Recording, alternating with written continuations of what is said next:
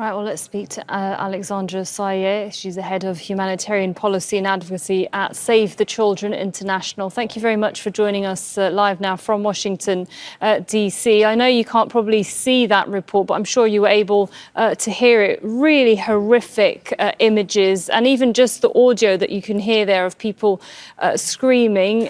My first question to you really is, what is your response when you see such an attack of children being targeted and killed, in this example, waiting just for water? It's absolutely horrific, and it's unacceptable that the international community and member states who are legally and morally responsible to stop these atrocities have allowed this to continue for nearly 2 years. Not only are we seeing a classroom of children, or the equivalent of a classroom of children, in Gaza being killed every single day, but it has now become practically routine for children and other civilians to be systematically attacked, queuing for food, for water, and for aid and other essential supplies simply to survive.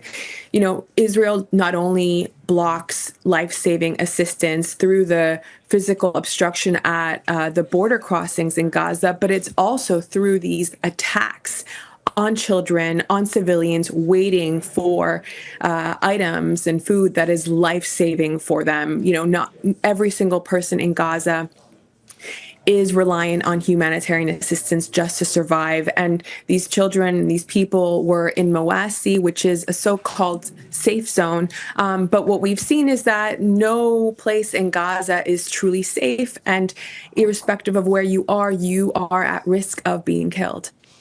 And Alexandra Saieh, from your assessment at Save the Children International, is this war that Israel is carrying out, you know, the most dangerous for children? Is this the most dangerous place in the Gaza Strip in the world right now for children? We have seen now for nearly 2 years that Gaza is a place where children are being systematically attacked, where the numbers of children being killed every single day are enormously high. But not only that, we're seeing children being injured through the use of explosive weapons, having to suffer through life-debilitating injuries. So we're seeing war crimes and atrocity crimes being committed in Gaza, and children are bearing the brunt of that. That is what we're seeing in Gaza every single day.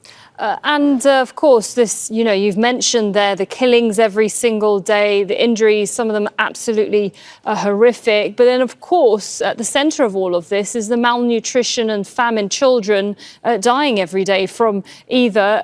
Save the Children International, what's your latest assessment at the moment for the Gaza Strip for children there?